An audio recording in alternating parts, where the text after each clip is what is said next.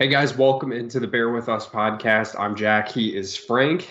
Bears season is officially over. We finish the season at 3-14. And if you somehow missed our instant reaction pod or have been living under a rock for the last 2 days, the Bears have the number one pick. You're goddamn right we do. Overall pick. And I don't know, last week, Frank, right as we were ending it, I believe you said, yeah, we'll probably talk mostly playoffs next week, and there probably won't be much Bears stuff to discuss. But lo and behold, this is transformed into just ridiculousness on the highest level of things we need to talk about today.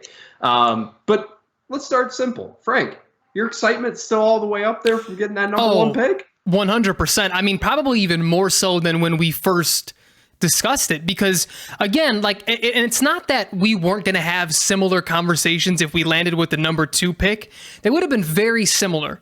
But again, the reason why this is so exciting, not only from a fan standpoint, but from us as content creators and podcasters, because we have the keys to the castle, man.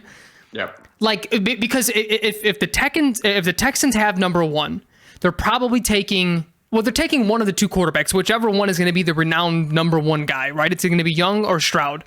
And then at that point, it's like, then, other teams, maybe they're not as in love with the number 2 guy or, whatever.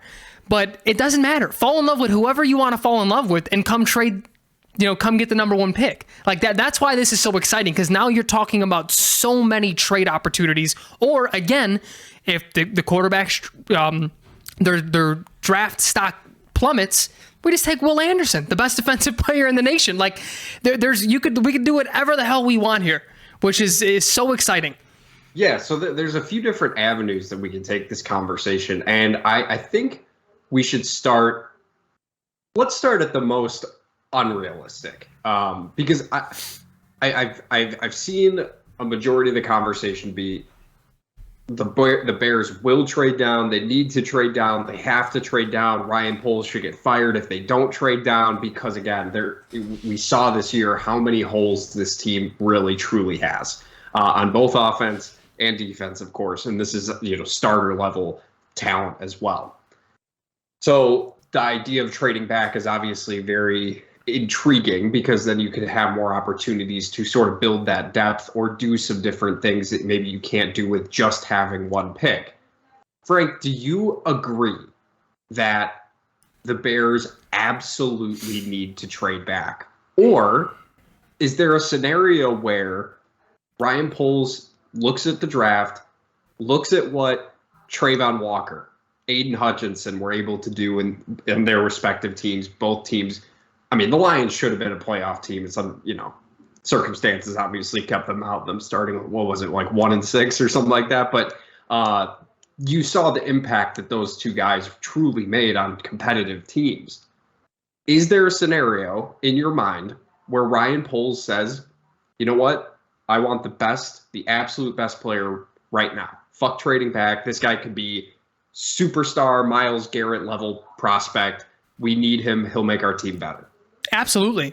Because you think about the impact that one player can have on a full position group.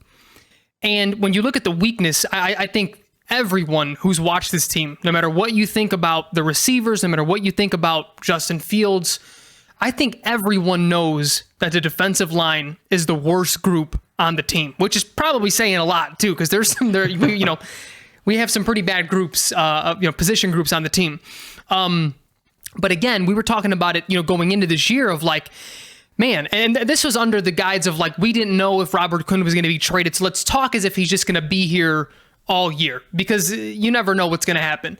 And it was like, Travis Gibson can step up. Maybe Dominique Robinson shows us a little bit of something. Maybe Al-Qanim Muhammad does have a little bit of juice.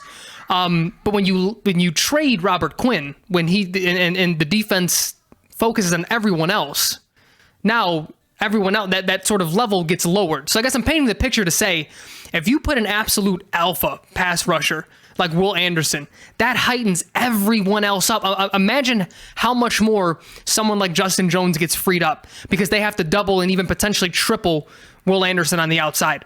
Really, Jackie, and I know that maybe the last few games we haven't paid too close attention because it's, we're dead in the water, but when is the last time one of our defensive linemen got double teamed? I don't even think they get blocked at all. I don't even think they spend a guy blocking them. They use tight ends and running backs to block certain guys. Yeah, and to a point where the leading sackers are your rookie safety and your rookie middle linebacker and Jack Sanborn. Like those are because they blitz. Like they were a solid blitzing team when they were able to pull it off, but there was no pass rush manufactured from a four-man rush. It wasn't happening. So even just that from a position group, maybe I don't want to say solidifies, but it heightens the floor of what they can do. But then speaking of the defense as a whole, what was another issue? The cornerbacks. It's hard to say that the cornerbacks, were bad, even though they were, with, getting no pressure on the quarterback. You can't cover NFL receivers for 7 seconds. Correct. 5 seconds. It's that clock is usually, you want it to be under 2. Like, you know what I mean? Like that's when you want to start hitting that quarterback at like 2.5. So if not earlier, if you can get to him. But so that even heightens their play. Now you have someone who can consistently get to the quarterback, not let him get to his 3rd, 4th, 5th read or roll out and extend the play every single time. Like that is a ripple effect on your defense. So long-winded, but I can absolutely see Ryan Poles falling in love with either Jalen Carter or Will Anderson at number 1 and staying there. And I wouldn't be upset with it. Do I want us to trade down? Absolutely. But that would be my ideal situation. But it has to. But you're not going to exactly. You're not going to trade down just to say, "Hey, I traded down." Even though the team does have a lot of holes, but yeah, I can see us staying at number 1. And again, I don't think I would be mad either way unless it took a quarterback at 1. Yeah, and there's that's a scenario that I want to save for last because it's obviously a big discourse going on right now. But let's keep going on some different scenarios. I agree with you in the sense that I wouldn't be upset if the Bears stayed at number 1 and he ended up being can't miss superstar defensive end. Like if that pick ends up being a bust, obviously a much different conversation. But we've kind of seen that lately top end picks aren't busting as frequently as back in the early 2000s where it was just a crapshoot. You had no idea what you were doing because I think the evaluation process has become a little bit more tangible, a little bit easier to translate.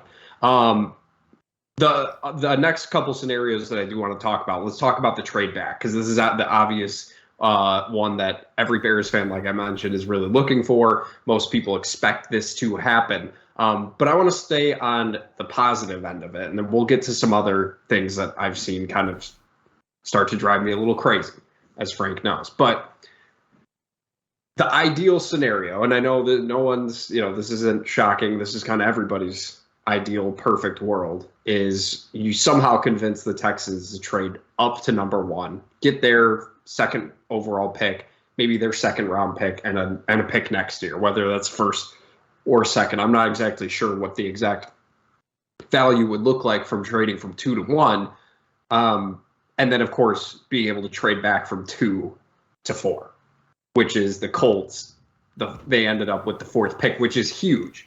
That was absolutely huge that they went from 5 to 4 because now there's only one team they need to really jump, and that's the Houston Texans. And guess what? They have the 2nd overall pick. So that would be my ideal scenario. Trade back a couple times, get some more picks, and then you're still in the range to take Jalen Carter or Will Anderson, whoever's left, depending on what the Cardinals do. Because they just fired their GM. Well, they didn't fire their GM. He stepped away. And then, of course, Cliff Kingsbury got fired as well. So that team is in disarray, right? They're talking about trading Nuke. Who else knows what's really going to be available? Of course, J.J. Watt did just retire, so they may be looking to get pass rusher, interior, exterior, depending on what they want to do. But that would be the best scenario, right? Going down to 2, then down to 4, right, Frank? Yeah, that would be the best scenario for a multitude of reasons. But I think the 2 that are at the forefront is that you're recouping so many picks in this ideal scenario this year and next year. but you're also in the position where you don't even have to make the choice anymore. 1 and 2 are probably going to be quarterbacks. Whoever at 3, if they decide to pick Jalen Carter, we get Will Anderson. If they decide to pick Will Anderson, we get Jalen Carter.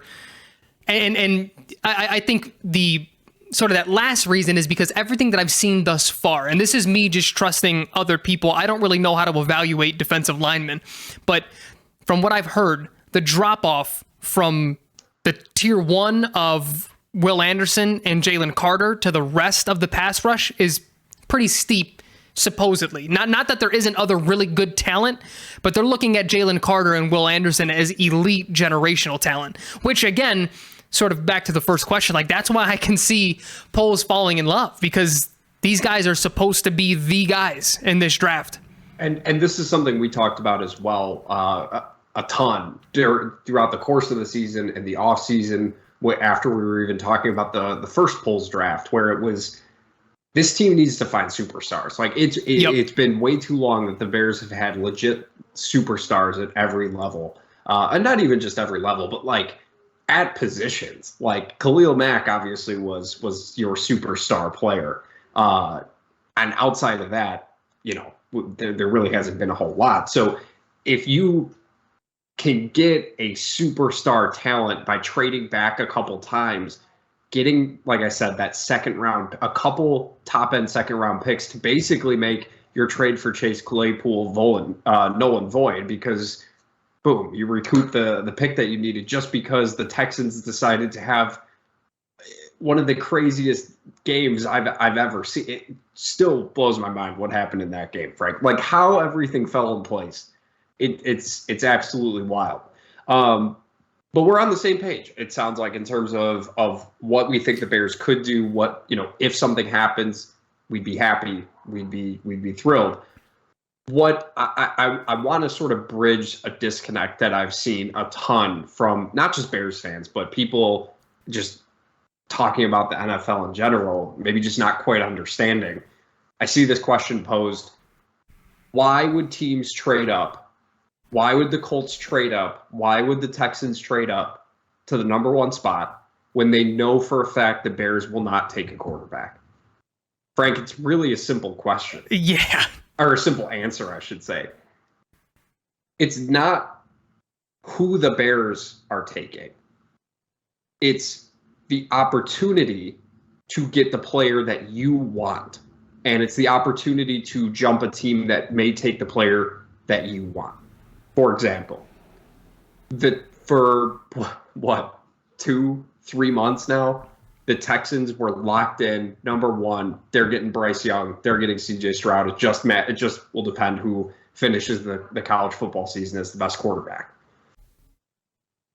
All of a sudden, after a 2-point conversion from God himself, now teams that thought to themselves, well, the Texans will take the best quarterback.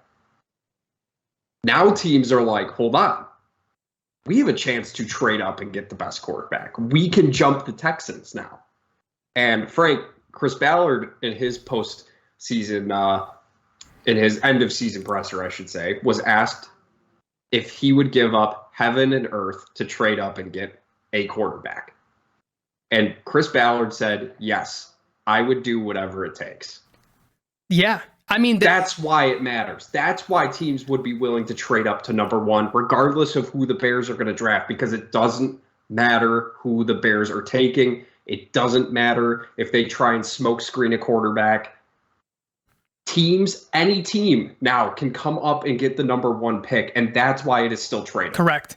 And that's why it's such a silly thing that's being discussed by so many people. Of like, yeah, well, maybe they just try to trade up with the Texans. No, the Texans still need a quarterback. Like, they're not. These teams aren't competing with the Bears to get this quarterback. They're competing with each other. So the one thing that we will see, and you already saw the little tidbit from Ryan Poles, I would have to be blown away to take a quarterback.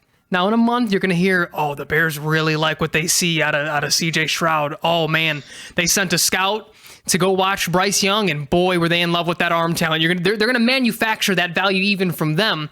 But you look at who needs a quarterback that are right by us: Houston, the Colts, Potentially Seattle, depending on what happens with the Geno contract. They may not want to pay him. It wouldn't be outlandish for Detroit to want to have a rookie, sit behind Goff for a year. It wouldn't be outlandish for the Raiders to want to trade up, the Falcons to want to trade up, the Panthers to want to trade up. And that's probably where the list stops. Maybe Tennessee, but then I don't think the Bears would be interested in getting out of the top 10 because Philly has the 10th pick via the Saints, but they're not going to do anything. So there's a lot of teams here competing for that to get the guy. And to be quite honest with you, just like you said, I think that's the ultimate point. They knew they weren't going to get that pick from the Texans. The Texans are going to take a quarterback. They need a quarterback. They would be very stupid to not take one, let me say. But they know the Bears are open for business. This is best case scenario for everyone who needed a quarterback. Because they're like, oh, they have their guy. And obviously, it's not going to be like, well, since you have one, trade him for me on the low. No, they understand value. They understand positional value here. Because just like you said, the inherent value already in this, or sort of the leverage that Ryan Poles has, is I can take Will Anderson and then the Texans will get the best quarterback. So play with that scenario if you want to. There's a generational pass rusher waiting for me to take him at number 1. So we already have like inherent leverage in the situation anyway. Yeah, and you keep looking, you sort of mentioned some of the teams that you could trade back to. And I do kind of want to stick there for a second as well, just in terms of how far you and I would be willing to trade back. I mean, obviously, it depends on what sort of offers you could get, or what players maybe you could throw into, some sort of trade offer. So that's maybe not just picks. Obviously, like I said, the Texans would be great. If you go back to 2, that's awesome. And then, of course, I would be looking to trade back again. But you know what? If the deal doesn't materialize, let's say Bryce Young is head and shoulders clear, top tier blue chip quarterback prospect, and CJ Stroud gets the Justin Fields treatment, and he just drops, right? And another team is like, well, I don't necessarily want to go get that guy. Maybe they don't feel as good about them, but teams are still trying to trade up for Bryce Young, which is why the Texans are like, well, we have to move up. Let's just secure it. Then you take Will Anderson at 2, and you're still in really good shape because you still got some value from trading back. 4, of course, we talked about. 5, the Seahawks, depending. 6 is probably where I'm starting to teeter out a little bit. Yep. And I mean, the Lions have the 18th pick too. So, I mean, if the Lions want to say, here's the 6th and the 18th. Yeah. Well, that's sort of what I was exploring as well, where if we trade back with Houston, and maybe this means we add a little bit, what if we swap 1 and 2? You give us 12 and we give you Baltimore's 2nd pick or something like that. Like that way we have 2 firsts. But because that would be my ideal situation, would be something like that. Because then you trade back from 12 again. But yeah, potentially. Or what you do is you use 12 to go get it. Maybe there's another disgruntled receiver. Maybe that 12 is enough to get DJ Moore. You know what I mean? Like now you have possibilities to get elite talent. Not that it wouldn't be there on the board, but maybe you want sure talent there. But even looking at Seattle, want to come up to 1? All right, let's just swap and give us DK Metcalf. You know what I mean? Like you can ask for a big boy price here. Because someone's falling in love with one of these quarterbacks at number 1, and it's probably going to be Bryce Young. I haven't done my own scouting yet, but from everything I've heard, he seems to be the guy. Yeah.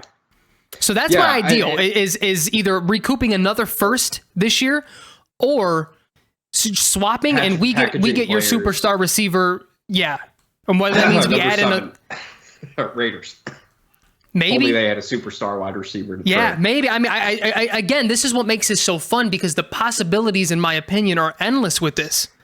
So I think, and one thing that will really change the draft board and trade value and things like that is obviously free agency, right? That's going to be huge. If the Raiders get Tom Brady, they're probably not going to be willing to trade up, regardless of the rookie quarterback, that they could potentially get, because they'll want to use that on the offensive line or on the defense to give Tom Brady another chance to win a Super Bowl. I understand the coaching match, but the Raiders, Does Tom Brady really make them all that much better than Derek Carr? I don't know if I necessarily see that. I think so. I mean, because you know what I think That it was much better though. yeah, Much better? I mean that's his former OC. They have so much experience together, and this isn't to say he's a good head coach, but we know he can run an offense. And what it seemed like the reports were is that Derek Carr was just never a fit in that offense, and we've seen what Brady has done with an elite receiver with that same fair. play caller. But again, that's me negating the potential negatives that he bring. Why am I blanking on the coach's name? McDaniels. That Josh McDaniels brings with him like he did with Denver. There were no reports like that. He seemed to have the locker room under control this go round, so maybe he's improved there. But again, just from an offensive side, I do. Brady and Devontae would be fucking insane. It would. That's why we have to hope he retires. Let's hope. You know what? Let's pin our hopes on the Buccaneers winning a Super Bowl this year, because then he'll really be done. Then he'll be done, right? Maybe. I don't know. After he retired and unretired, Jack, I have no fucking clue what's on that man's mind. He and not for nothing, because physically he still looks good. Look at him throw these deep balls to Mike Evans a couple weeks ago. He's still got juice. He does. Well, when he's juicing, but yeah. Well, I think the sneaky move for him though, he might go back to New England. TB12. That's what he takes, by the way. That's his special. Yeah. Stuff. But yeah, Frank, I think 6 is probably ultimately as far back as I'd be willing to trade from 1. If they go from 2 to 6, then okay. I'd be more than okay with that, because then you're getting picks back for that as well. But yeah, I mean, I think it's fairly obvious why that pick is still tradable. Why teams would be willing to trade up. And Frank, I kind of think this might be a good place to maybe pause the conversation and then kind of talk about maybe some other things regarding maybe like the playoffs and stuff, because we could talk about scenarios till we're blue in the face. We're gonna have a ton of time to talk about this in the offseason. But there is one last thing regarding this pick and Ryan Poles and Justin Fields that we definitely need to touch on here, and that is the fact that Ryan Poles, like you said he sees Justin as the number 1 going into next year. He'd have to be absolutely blown away by the quarterback talent that's at the top of the draft to consider that. I'm just going to be real with you. There is absolutely no fucking scenario in my mind that Justin Fields is not the quarterback of the Chicago Bears next year. There's no scenario where that happens. And I'm already exhausted by the conversation, Frank, that Bears fans are trade Justin Fields. He's a running back. He can't throw. You didn't watch the year. You're just buying into talking points. Like, I'm sorry. Packers fans, Lions fans, Vikings fans, they didn't watch the Bears. So I don't know, first of all, why you're commenting on how good you think he is. You watched him maybe twice. And just like, God, I saw people saying he was a one-breed quarterback, and he saw. Listen, crazy. Let's be real, because I know you're going to say this as well. So I'm going to steal your talking point, Frank. There is no quarterback prospect that comes in and fixes this Bears team and transforms them into a 12-5 football team. There is no prospect that's going to do that. And in my opinion, Justin Fields is the most talented. He would be the quarterback 1 in this draft anyways. Yep. But just continually looking for quarterbacks is not the way to do this, especially when you have a really good one who showed improvement. It's not like we're just saying Justin Fields needs to get another year because he just couldn't show anything. He did all this with a terrible supporting cast. He broke Michael Vick's rushing record. What are we talking about here, Frank? Yeah, I mean, we're talking about outside of the racial factor, which I think we've covered extensively. We're talking about, and I'm isolating this to Bears fans too. I don't care what Vikings and all these guys had to, because Justin had a great passing game against the Vikings. They saw firsthand what he could do. I'm isolating this to Bears fans. This is something we touched on as well. they don't know what like a developing quarterback looks like. We were guilty of this to a very large degree watching Mitch. And I think we learned from that because that was really the only young quarterback. I mean, we had Jay, but I think again we were younger, but we were also presented with this like he's this finished product, and he was in year 3. Like, yeah. So we you know, a lot was at play there. But again, someone on Reddit worded it so well, and I wish I screenshotted it to give them credit. And I'm also gonna botch exactly how they worded it. But it was like when people say he can't pass, they're looking at the stats, and that's fair. The stats do need to be better.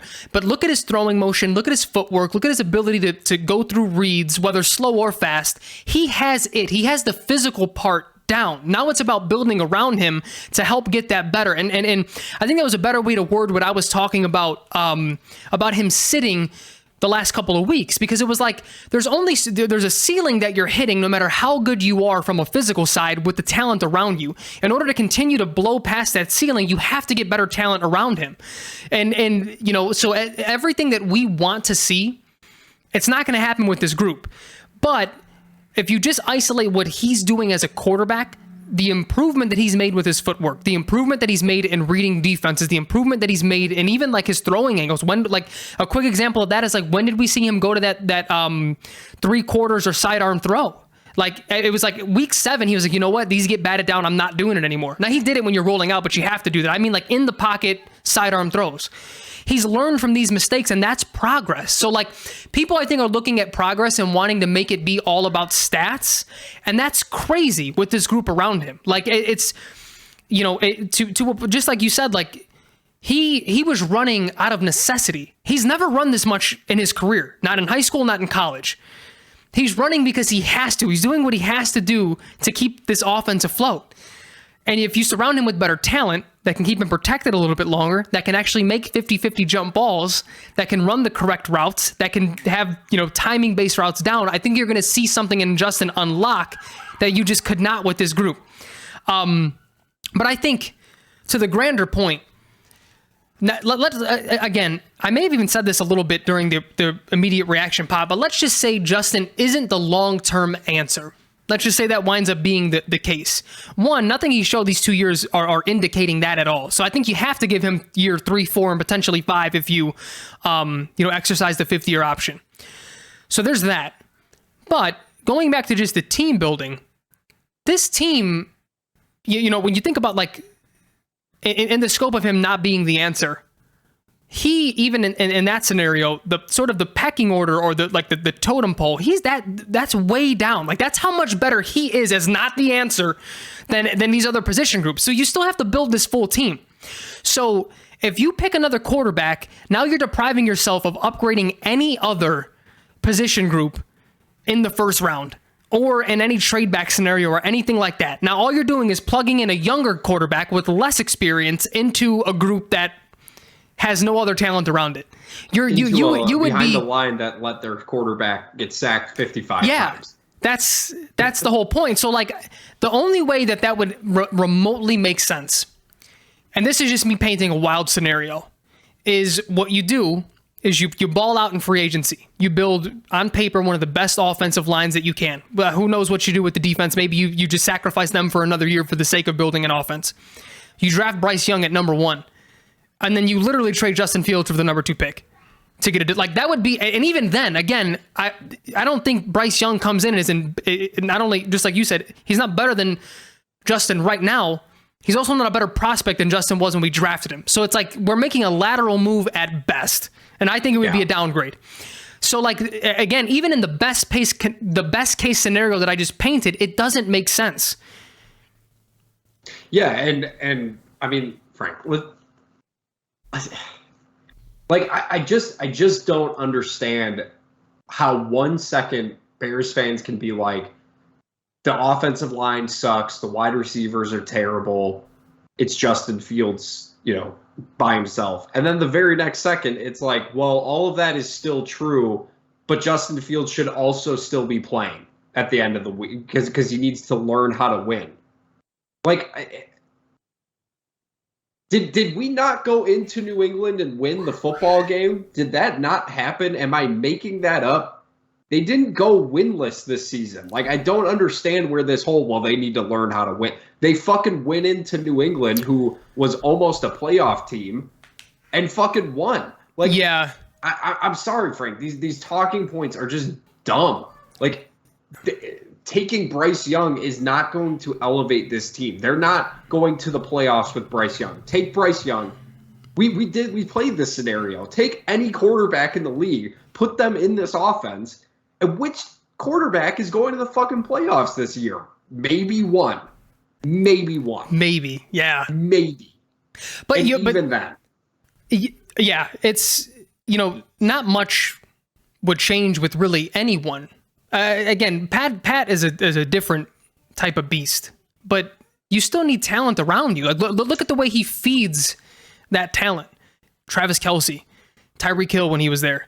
And he's even to agree, he's made some players look better. Like Byron Pringle had some good years, but Byron Pringle is still Byron Pringle. Like he didn't go off for 1,300 yards and all of a sudden come to the Bears and fall off. He had 600 yards and like 6 touchdowns. Like he knows how to feed that elite talent, and that's what Justin's missing. And that's a talent of itself. So like that's the one thing I almost want to get ahead of. Like hopefully when we do have elite talent around Justin, where people are like, well, he's just better because of what they surrounded him with. That's a talent in and of itself, to know how to feed your elite talent as a quarterback. But the one thing I do want to quickly add to, Jack, is the whole learn how to win thing. That whole point is a little bit overrated, especially early in a quarterback's career. Because the fact that they were 1-7 in one-score games, the fact that there were 8 one-score games with this group and this defense is impressive in and of itself.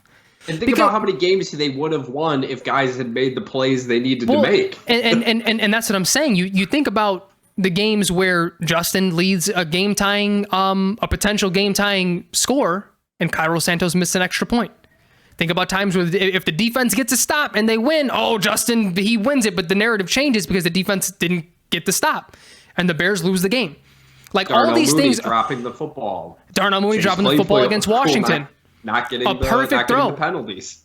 Yeah, a perfect throw to both Pettis. Yeah, in the back of the end zone, Pettis, and then Darnell. Like the throw still happened. It's just they didn't get caught. That's not on the quarterback. And that's why stats are misleading at best. Oh yeah. I think they only tell stories for complete teams or like really good offenses. Like Pat Mahomes, if you look and see he went for 375 and 4, you're like, that's a damn good game. You know what I mean? Like, again, I think it's just magnified by social media, honestly, because everybody needs to have an opinion about everything. And it blows my mind when people have opinions on Justin Fields when they clearly do not watch every single game. Like, let alone they're just watching the highlights of the game or whatever it is. Is Justin Fields a finished product? No. You and Frank and I, you will never hear either one of us say that at this moment. But you can't tell me this looks any worse than or it looks the same as when Mitch was playing quarterback. Like these two things are not the same. And you hear other people talking about the ceiling they see Justin. Like, I'm sorry, people in the league are giving Justin Fields credit. They're saying, God, that guy is going to be good. There you go. What else do you need? Well, then being like, well, he just can't throw when he can. That's like, he fucking can. That's the weird thing is like mechanically, there's nothing wrong with what he does from a mechanic standpoint, and for me, that's all we wanted to see him improve on. Would it have been nice for like 3,500 yards, 4,000? Yes, who's going to say no to that, right? But there were things from last year to this year that he needed to clean up. The delivery was a little bit long. The footwork, like the lower body didn't always agree with the shoulders and the hip and the torque and what it takes to throw a football consistently and be consistently accurate. And even with that, at rookie year, he was still extremely accurate downfield. He has building blocks to work off just off physical ability. And like the things that we've, as a passer, want him to get better at, we saw him get better at.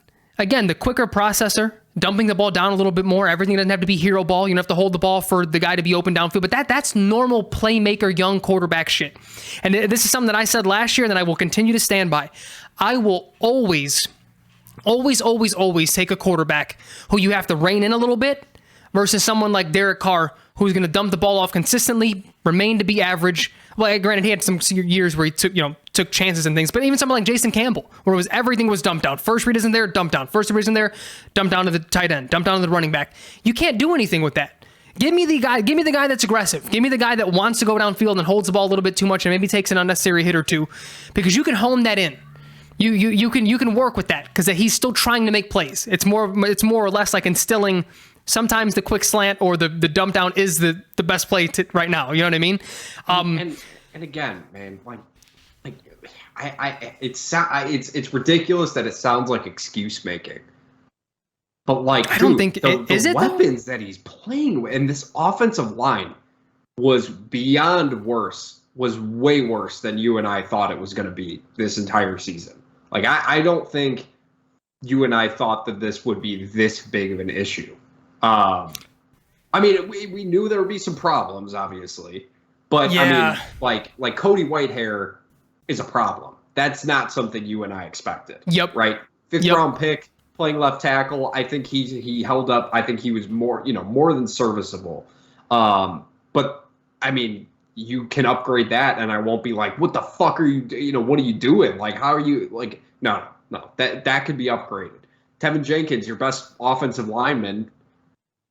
A lot of neck injuries, a lot of back injuries early in his career already, and this is starting to make me a little bit nervous about how he's going to hold up in the NFL.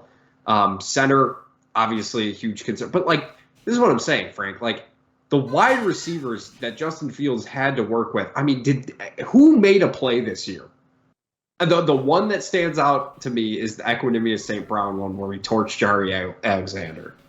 Yeah, and Mooney made a couple of really good catches, like contested catches. One in Minnesota. Right, and then and Cole Kmet. Yeah, Cole Kmet made some plays, but I mean, like you think about all the drops, nobody diving, nobody creating separation. Like these aren't real NFL receivers. Well, and that's the biggest thing, and that goes back to just what I was saying, earlier in a few episodes, ago. The throwing with anticipation needs to get better.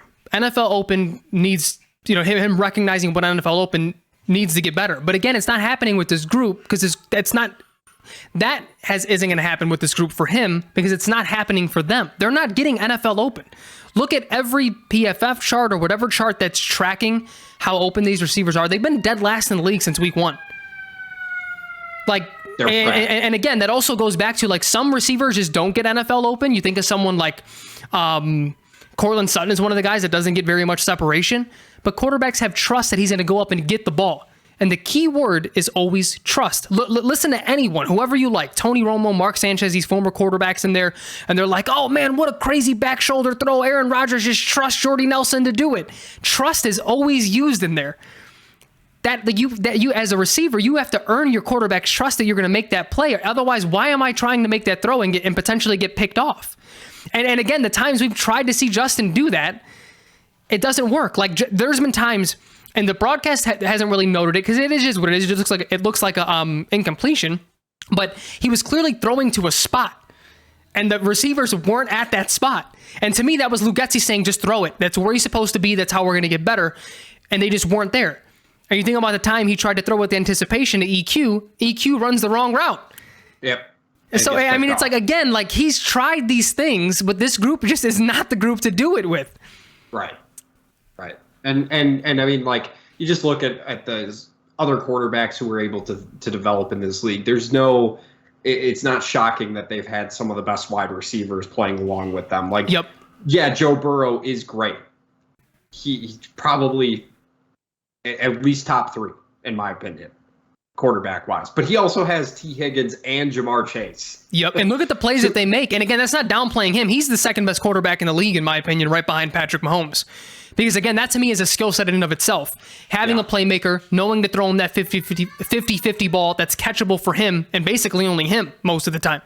But yeah, look at the plays and it goes back to what you were saying. Who has made a play remotely close to what Jamar Chase did on that touchdown pass this past week? Well, and you also, obviously, the example that we've kind of been going back to all season long is Jalen Hurts and the Eagles and how but Jalen Hurts had Devontae Smith last year. Okay, like we don't have that. We don't have that guy. Darnell Mooney Dallas Goedert. And Dallas Goedert. And I'm sorry, much respect to Cole Kmet and his improved season. He's not Dallas Goedert. Yeah. At least not yet. We'll see if that happens. I don't think so. But I mean, like we don't have a Devontae Smith. We don't have Jerry Jeudy even, in my opinion. We don't even have a guy like that. So there is a lot of work that needs to be done. And I'm sorry, bringing it full circle, Bryce Young and CJ Stroud aren't going to do anything better with this group. Like, you look at Trevor Lawrence and his improvement this year. Look at what Christian Kirk was able to do. Look at him getting wide fucking open in that Evan Tennessee Ingram Titans too. game. Big year. Evan Ingram, huge year. Zay Jones. It's sad when Zay Jones would probably be our number 2 behind Claypool. Potentially number 1. He may be our number 1. He's good. I mean, but I think I'm higher on Zay than other people. I liked him a lot when he was at Buffalo.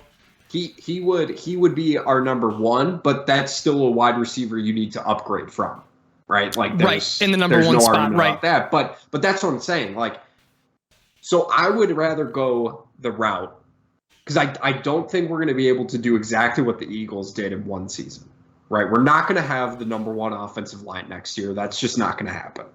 We're not going to have 2 of the best wide receivers in football next year. That's also not going to happen. But I think the design that Ryan Poles should be looking to follow is what the Jacksonville Jaguars were able to do this offseason. They spent a lot of money bringing in, and it's a little bit different, obviously, because there isn't even a Christian Kirk out there at the wide receiver spot. But build around your young quarterback. We've seen the coaching staff knows how to use him. We've seen the growth. Get him some fucking offensive linemen that will keep him from getting sacked 55 times. That, I feel like, is just like glossed over because it happens so much in Bears history. It's just like, he was sacked 55 times. What about it? That's too much. It's too much. Yeah. Right? Yeah. Too many. And granted, I think early on, some of them were on him. Because those first 4 weeks, you could see that the whole offense, the offense as a whole needed more reps because he was missing open receivers, not throwing, like he literally wasn't seeing them. But then from like 5 to 9 is when you saw like, hey, they're starting to come together, and then they sort of exploded for those 5 games, whatever it was, shortly after that, or maybe even within that. Like it went from somewhere within 5 to 9 into like 10 to 14 or whatever weeks I'm talking about. So some of it's on him, but again, I'm okay with that. Deshaun Watson, the years that he had monster years in Houston, he was first in the league in getting sacked. Sometimes you're going to hold the ball because you want to make a play. It's in his nature, and that's okay. But knowing that means exactly what you said. Get an offensive line that can protect him. Sometimes he's going to need 3 seconds instead of 1.5. But to me, that's still. And next year, if we don't have way more quick passing games, that to me is a reflection of Luke Getsy and Matt Eberflus. And I think that's a huge point. And I think we can maybe pause the conversation here. We still don't know a lot about the front office. We still don't know a lot about the coaching staff. I think next year will really give us a good indicator of exactly if they're the right people for the job. And it's unfortunate because, like we talked about in the immediate reaction, this is the best opportunity the Bears have or maybe will ever have to be truly built for success moving forward. Yep. They have the number 1 pick. They have the most money in free agency. They control trades, free agency. They control the draft. Everything starts with the Bears. And they better hope that they have the correct people in place to really take advantage of this opportunity, because this is and they have the quarterback. Some people disagree. I don't understand how you disagree after you just didn't watch. I guess that's probably number 1. You just didn't watch. No, I totally agree. But I think that a lot of the same people probably said that about Jalen Hurts as well. And me and you were higher on him than others because we saw the progress that he was making. And I mean, it's like damn near linear, or is that the right word? Yeah. But it was like very comparable to what Justin from in year 2. You know what I mean? Like it's very, very similar, where Jalen didn't run nearly as much in his third year. So maybe we see that from Justin as well with better talent around him. But Jalen ran a lot of second year. He did. And I don't think that's something you take away from Justin Fields. You don't want to neuter him like they did with Mitch Trubisky. Right. You want to, keep that as a threat, but also, you also don't want him running as much because you saw what happens at the end of the year. Like he said, his hip was 80%. Yeah. I don't want that going into the playoffs if they're there next year.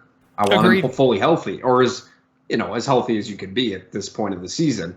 And we'll just have to see. But recap, Bears should trade down. I think that's my ideal scenario right now. That pick is still tradable. So people who are like, well, the Bears won't draft a quarterback, who cares? That's not true. It's just not true. It's not true. And Justin Fields is the guy moving forward. Those are my top 3 takeaways. Yeah, no, same here. And again, I think to cap that off, what I think we'll continue to say is this is the best scenario that any GM front office regime has ever had on the Bears. So you now reinforce that. It starts with the trenches on both sides. The offensive and defensive lines were bad this year. You start there. And even to a point where maybe we don't trade down, or maybe we do and still pick like a defensive lineman or an offensive tackle or something, I'm okay with really only adding one more receiver, if that means we just reinforce both lines. And then next year we're reeling out like Mooney, Claypool, and I don't know, Juju Smith-Schuster, or just like someone you pick off cheap, DJ Chark or something like that. But you upgraded the trenches, because that's what really is going to catapult this team. Both the defensive and offensive lines were so bad that you have to address them before I think anything else. And it should be noted that a full offseason, and Ryan Poles did talk about Chase Claypool today as well, and basically said he's not all that concerned. It's not basketball where you just plug and play guys and it just works out perfectly. It does take some time. So hopefully that is the case, and hopefully with a little bit more time to throw the football, things develop a little bit better. Maybe that's another opportunity to make your team better. Yeah. And there's still, listen, Frank, I'm just going to say this. Let's say that we are completely off the mark with Justin Fields, and he just proves he's just not a guy who you can build around. Caleb Williams looks pretty good too. And Mark Harrison Jr. is out there as well. So let's pump the brakes a little bit. Let's give the Bears an opportunity to build this thing. People acting like Ryan Poles was the worst GM this year. You just weren't paying attention. Roquan Smith getting 5 years and $100 million to be an off-ball linebacker in Baltimore is great for him. That's awesome. He clearly makes that defense better. But he also isn't the only good player on that defense. So Ryan Poles decided it would be better for the Bears moving forward to not have to pay that contract. And I think he's absolutely correct. Well, and I also, my only take with Roquan, Jack, is I would be, if we stuck with the 3-4, I would have paid him probably that contract or something very close to it. That's where he excels. That inside linebacker in a 3-4, he was phenomenal for us in that role. But they switched. It's a 4-3 cover 2 defense. He did not fit that role at all here. It just wasn't what it was. And again, the only regret that I have, and it's not my regret because I'm not the one making the decisions, but is that they never tried him in the middle. I would have liked to see what he could do, because as good as Jack Sanborn has been, you can't tell me that Roquan wouldn't have looked similar, if not way better in that role, but they just didn't see that, as the role for him. So it is what it is. You're not going to pay him to be the really the off ball and not even be in the middle like the leader of the defense. And he's not even excelling there. So yeah, I mean, I told there's this weird thing where everyone's like, no, what? Like I had 4 people message me, see, he's gone now. Now watch, you're going to see how good he is in Baltimore. I never said he was bad. People were upset at me. I'm the one that pulled the trade off. I had people hitting my inbox. Yeah, and I'm like, dude, I guarantee you he makes that defense better because he's going to a defensive scheme that actually fits what he does well. That's what we drafted him for. They have other players around him. This defense had nothing. There was nothing here. Yeah. And they were still losing games. That's the thing. Even with Roquan, they were still losing games. I don't understand. But the other thing too, scheme aside, he had like 2 or 3 games that were not even just awful. It looked like he had never played football before. Like he looked like a rookie.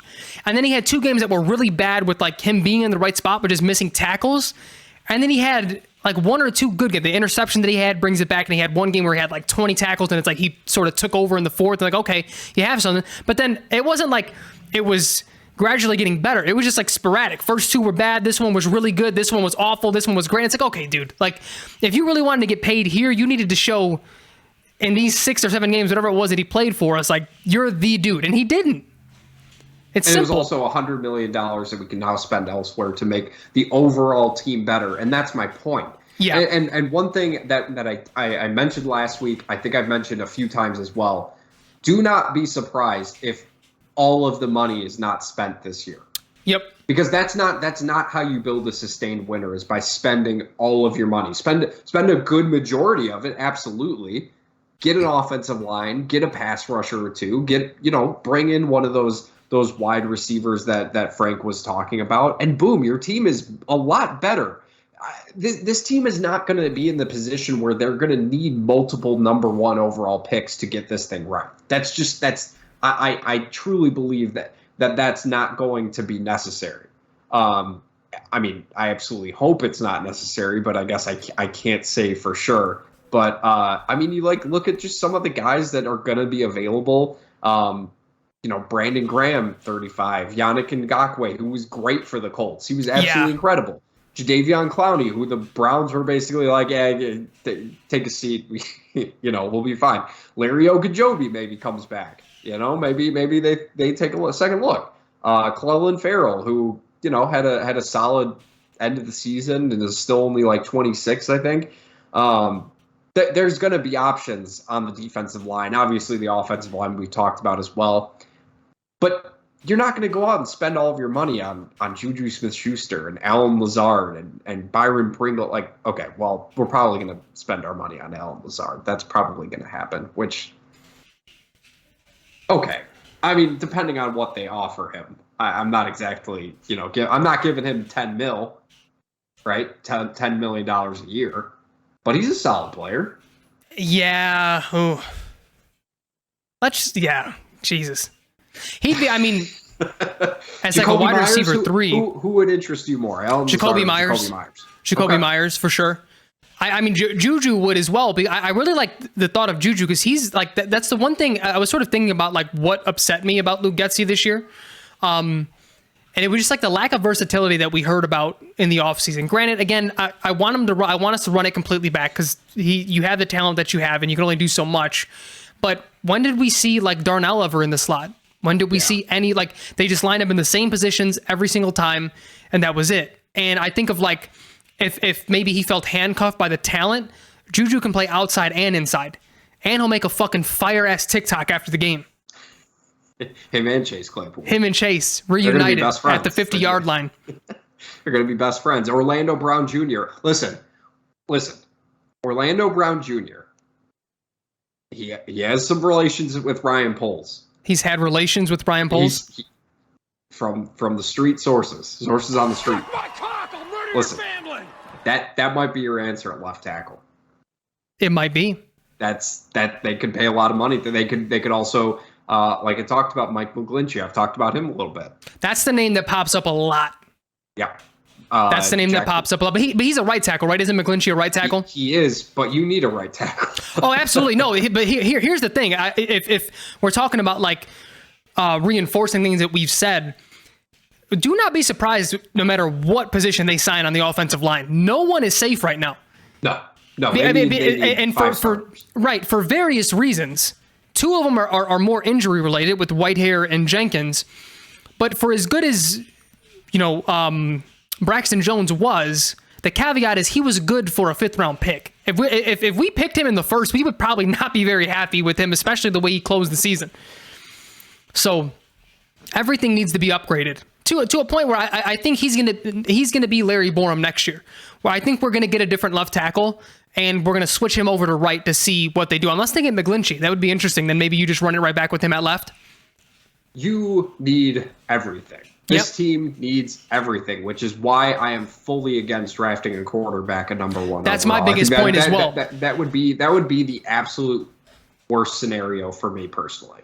And that's the whole thing. That's why I tried to paint the picture, and I think you did it in your own way as well. Of like, let's just say we're wrong about him. Let's say he winds up being a bust. We're in the position right now that the quarterback, even if he is a bust and he winds up being bad, it's still not the top of the totem pole. Like this roster is so talent deficient that like Justin is the least of my worries right now. That was something I had said as well. If you watched this season, if you watched a full slate of 17 Bears games, and your takeaway, God bless your soul if you did, okay? And your takeaway was Justin Fields is the issue, then I can't help you. I can't help you.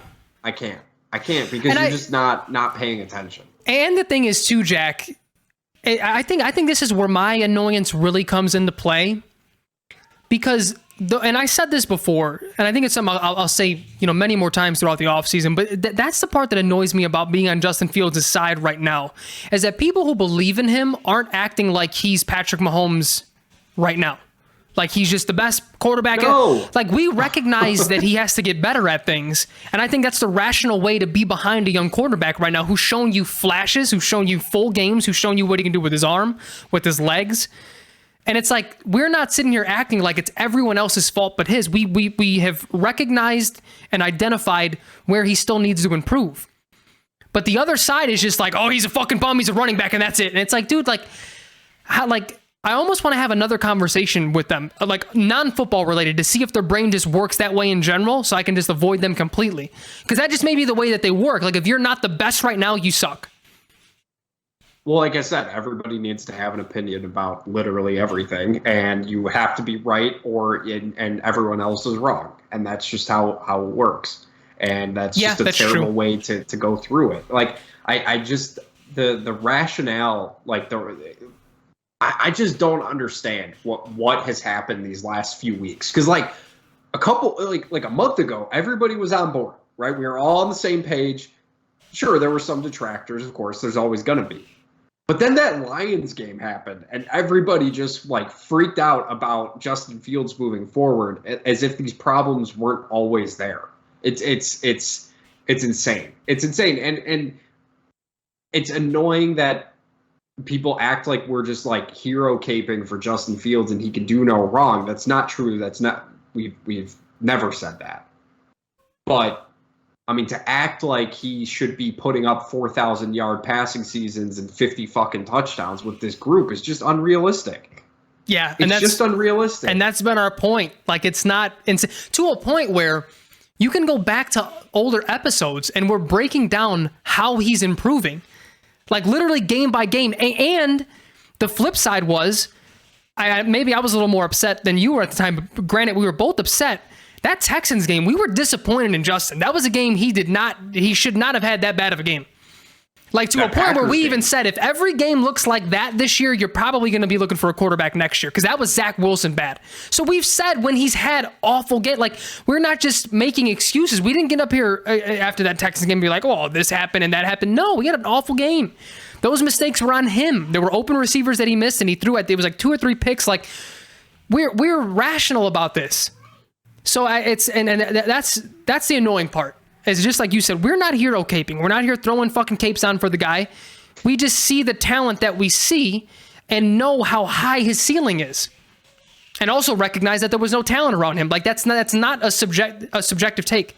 That is an objective take. Because again, we're going to have some sort of XFL tracker. I swear to God we are, or USFL.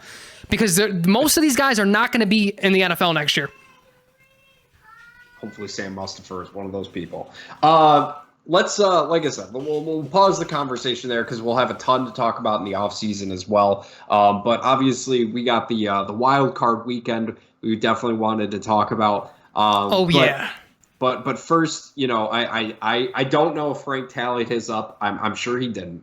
But I can confidently say that I went 169 to 102. So I was correct 169. I was incorrect 102 times, and I had 2 ties.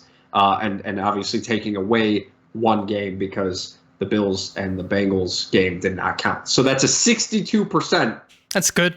Average. That's pretty good. I rough start week 3. I think I was like 4-12 or something like that. I didn't tally mine, but I've been making my picks on the Yahoo app. I almost wonder if I can like extract things and get it on an Excel sheet. You probably could. Yeah, I've done it on my phone though. I'll go to their website and see if I can do it. We'll take a look. We'll take a look and see if you can. But get those numbers. I haven't predicted an incorrect game because without the data, you can't prove me wrong. That's true. That's true. Frank has never been wrong. I've been wrong. Frank, 100%. 102 times, as a matter of fact. I'll give you credit because we're not going to talk about them because they're not in the fucking playoffs. Fucking Packers. Another one. The fucking game. Smoking on that pack. That pack. Listen. Rest in peace, bozos. Never been happier to be wrong than a game like that. That's absolutely incredible. I told you the Lions just, I hate that they weren't a playoff team because I know they started 1-7. I get it, but even just from an entertainment factor, Seattle has fallen off a fucking cliff since whatever they started in. I would much rather have the Lions in there against the Niners. I would also like to state my personal belief that the 7-seed playoff system was a failure. I'm not a fan. Oh, it is, but they're going to go to 8 eventually. You know that, right? I know. But there are just I mean, teams that shouldn't be the Tampa Bay Buccaneers should not be a playoff team. I know they won their division, so they kind of have to be. Well, that's can I just say that though, Jack, really quick? Sorry to cut you off. No, go ahead. I was just having this conversation with my dad too, and we rarely agree on anything because he just plays contrarian to me. But we both were in agreement here. They need to do away with the division thing. I get it's created rivalries and things, but how many times in our life has a team gone 7-9, has a team gone 8-8, and then they get a home playoff game when like a third place team in another division has a better record than them and they don't make the playoffs at all? Like, that's barbaric, dude. It's just an asinine system. I'd be for it. I'd be for getting rid of the division. Just have conferences. I mean, do divisions still exist in the NBA? Is that still a thing, or did they finally get rid of those? I think they do. Exist. I think they do. I don't know if it means as much anymore, because do you remember the third seed was always the third best division winner? And a lot of the times at there were some when we were younger, there were some times where the Eastern Conference, like the 4 and 5 seed, had a better record than the 3 seed. So I don't know if they've done. I don't know if they've gone away with that at all. But yeah, it's and even to a point where it's like, let them play each other twice a year still. That's fine. I love that part of it. But the whole record thing at the end of the year is stupid. Yeah, I agree. I would have loved to have seen the Detroit Lions in the playoffs. I'm not going to lie to you, because I need more Jamal Williams in my life. I love that guy. I didn't guy. realize how much I loved him, but he is, listen, dude. That interview, and he's like, "Nah, fuck you guys." That was great. But for him to go, it was like mid-teardrop, dude. Yeah. He's like crying, honoring his late great grandfather, and then just like there's a tear. The tear literally stopped and went back up to his eyeball. And he was like, "Fuck you guys! I don't even watch TV, but I heard. I heard you all picked against us." He sucked it up. Yeah, I mean, it was phenomenal. He was talking to me directly in my soul. He was. He was looking dead at you.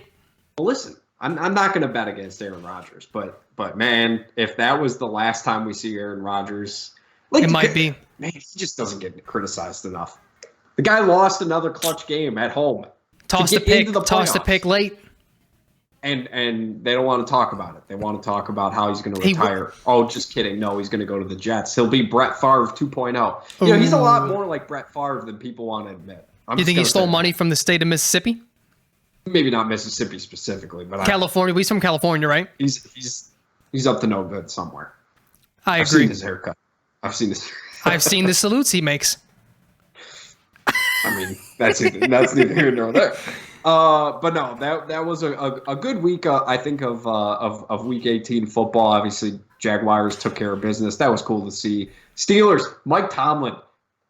Stop betting against him, folks. The GOAT.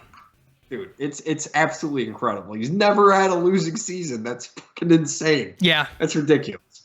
You know, let's go ahead and jump into the wild card weekend. There's none of the other games I really wanted to talk about, except, I mean, Jesus Christ, people are about as excited about Russell Wilson going into next year as you possibly can be. I can't. They know the Chargers weren't really playing for anything, right? They understand that. Yeah, but it was Nathaniel Hackett the whole time. Okay, they're going to continue to be disappointed in that guy. I agree. Let's talk about the first couple games. Saturday, Seattle at San Francisco.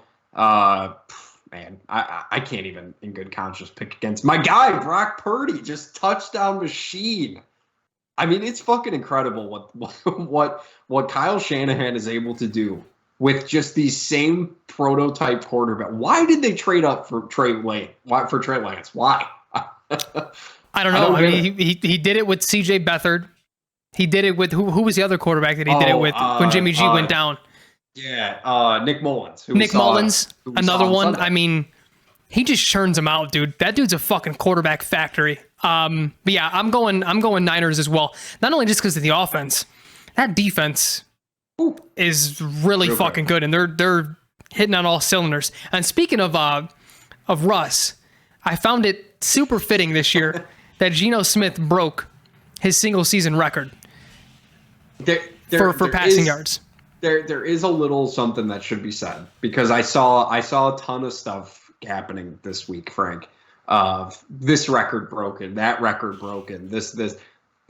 They played 17 games. They played an extra game, so I mean, it's still impressive. It's still impressive because people are trading DK Metcalf in dynasty leagues left and right because they had no confidence in fucking Geno Smith. And Geno Smith, finishes like the 5th or 6th quarterback in points or something like that? Something like that, yeah. But to be fair, though, I think it was less about Geno and more about everyone thinking Drew Lock was going to be the quarterback. And we were one of them. I thought, and it wasn't that I thought Drew Lock was necessarily better, but since he was a part of that trade, I just thought like it's a given that Drew would be given at least a shot, yeah. But Geno beat the dog shit out of that man in OTAs, took his spot. But I'm going Niners. Absolutely. I don't know if I said it, but I'm going Niners as well. Chargers at Jacksonville Saturday night. Come on, man. Like this has Jacksonville written all over it. I'm sorry. I can't. There was just no moments this year where like the Chargers, I was like, God damn, I need to pick the Chargers. I know. They're such a weird team, dude. Yeah. Because their defense is solid. Their offense has so much talent around it, but I think coaching holds them back sometimes. And I don't know. They just never, this year, they haven't looked like spectacular. Even like the splash plays from Justin Herbert this year. They weren't like the last couple of years. I don't know. It's just a very weird team. But I think this is where the Jacksonville train ends for me. And maybe it's recency bias, but that defense won that game. And Trevor did not look that good. And I don't know if the moment was too big or what, what have you, but to me, whatever that defense on the Titans was doing, I think the Chargers are going to do something very similar. We know this is a copycat league. Unless he proves that he can get past whatever. I didn't analyze the game or anything, so I don't know what exactly it was, but they did something different because Trevor hasn't looked like that in a very long time. So that scares me. And for that reason, I'm going with the Chargers. Okay. All right. Wow, I'm surprised. I didn't think you'd buy into the Chargers again. Because I feel like they've just let you down so much. Yeah, but these are two teams that perpetually let everybody down. If we're talking like history, how the hell are we picking, how do you even distinguish that? That's like fucking trying to split hairs. I guess that's fair. I'm still sticking with my pick because Trevor Lawrence. Hey, but if Trayvon Walker and Josh Allen show up again, god damn, they looked good. Week 18. The offensive line for the Chargers is hurt, so we'll see. Miami at Buffalo. Come on, man. Listen. Come on. What are we doing here? Bills are minus 9.5. You take that. You double that. Okay, they're winning this game by 30. Yeah. Now, I will say though, the Bills to me they're like a somewhat distant third in the AFC behind the Chiefs and the Bengals. I do not like the way they've looked, man. That offense looks broken. If I was a Bills fan, I would be extremely disappointed / concerned about their chances moving forward. Agreed. Because for the last month, they've looked very, very average. And things just aren't making sense with what's going on there. I think Buffalo should still kill this Miami team. Goddamn. How the fuck did they win that game against the Jets? I mean, they were hanging the Jets are so bad. Joe fucking Flacco. I know Skylar Thompson was in there, but like, come on, man. Like, and Tyreek Hill seemed to get hurt, seemed to get banged up a little bit. So, worth keeping an eye on. Giants at Minnesota. Jackie, I'm feeling spicy. Okay, I'm not. I'm feeling spicy. I'm going with the milkman himself. I'm going Kirk Cousins and the Minnesota Vikings. I'm going with the Giants, dude. I don't blame you. I'm feeling a little spicy. On the field, not the wild shit he's done, but Kayvon Thibodeau is another example of getting a young pass rusher that completely changes what your defensive line looks like. Snow Angels aside, that was awful. We talked about that. And Kirk is one of the last like statues in this league. If they can manufacture a pass rush like they have pretty much all year, they're going to be in trouble because Dalvin Cook has looked off. I know we got 1,000 yards. He doesn't look like Dalvin Cook of 2 or 3 years ago. He doesn't look as explosive. So I don't know if they're going to be able to rely on the run game. And that Giants defense is solid. They're not world beaters by any means. They get a good pass rush. It seems like the secondary is pretty bad. I mean, but are we trusting Kirk at 3:30 on a playoff game? You know what? You convinced me. Defense travels. I'm going with the Giants. Fuck them. The Vikings just have not looked like they're almost like the NFC version of the Chargers.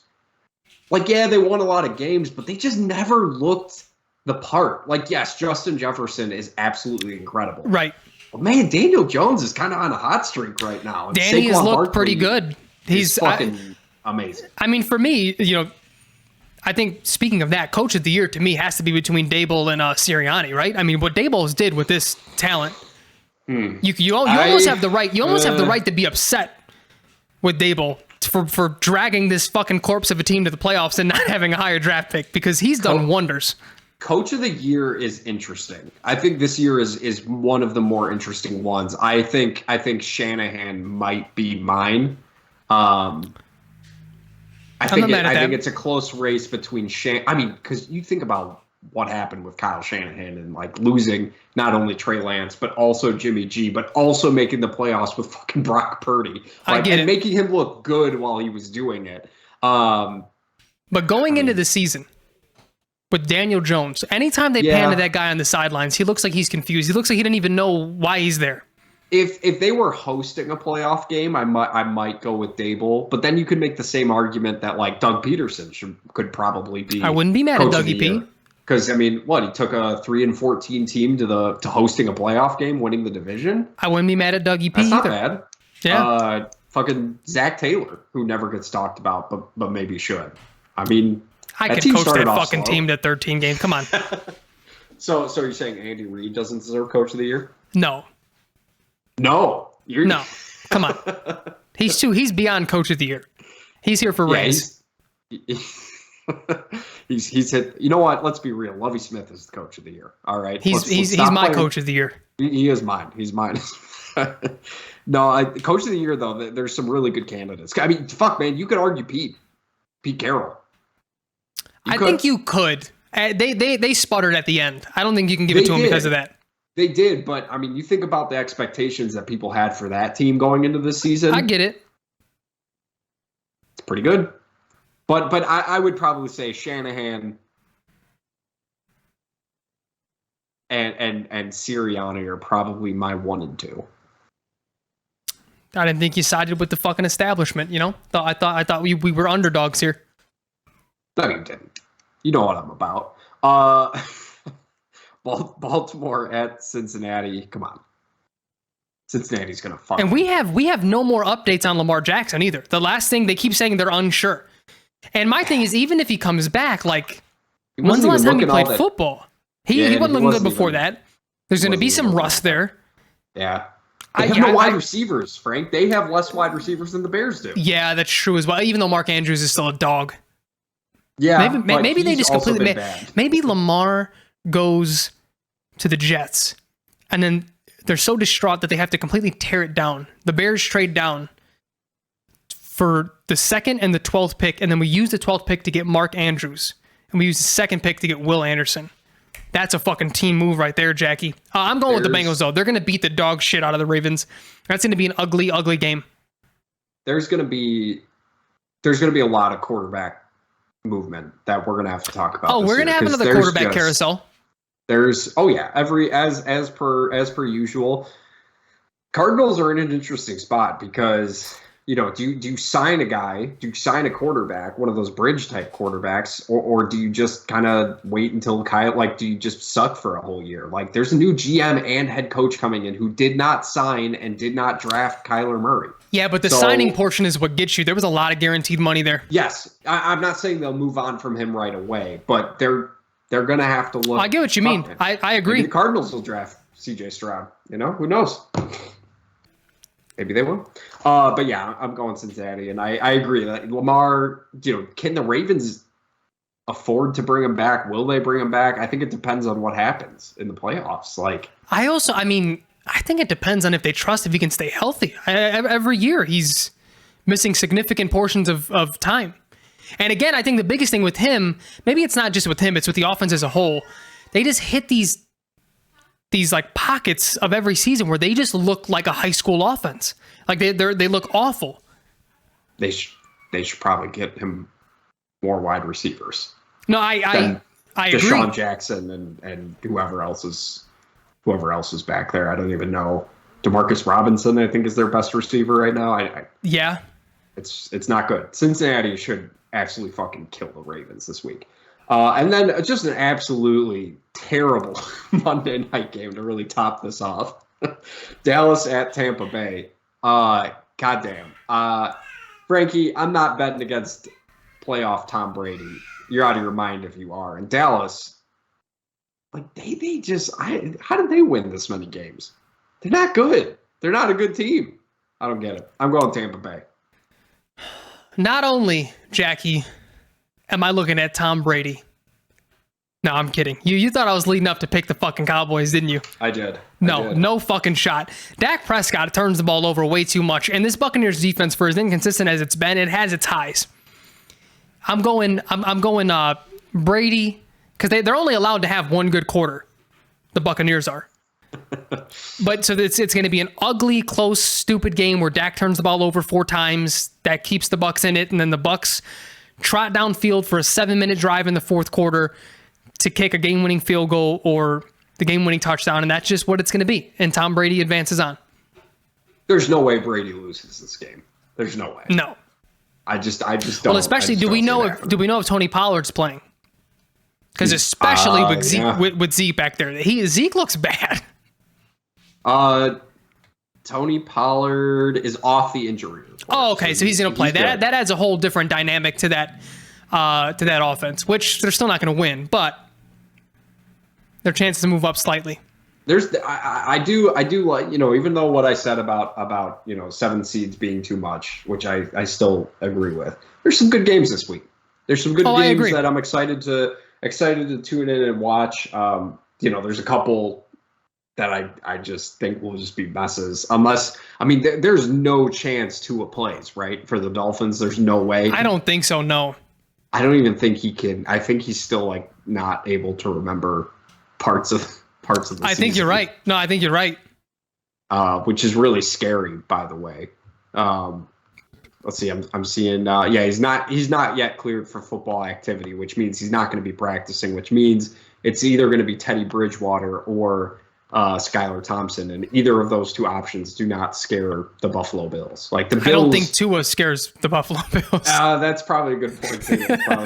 That's probably fair. But we'll see, man. This is going to be a good weekend. And obviously we'll continue talking about the playoffs. We'll continue talking about anything Bears related that pops up. It's probably going to be a little bit slower over the next couple of weeks. But we appreciate you guys listening as always. We're officially in the Bears off season. I mean, it feels like it flew by. It's how it always feels. But like I said, talk playoffs. And if any Bears news pops up, you'll hear it from the Bear With Us podcast first. Till next week, Frank, talk to you next week, man. Later, Jackie. Later, everybody. Come on, come on, come on, come on.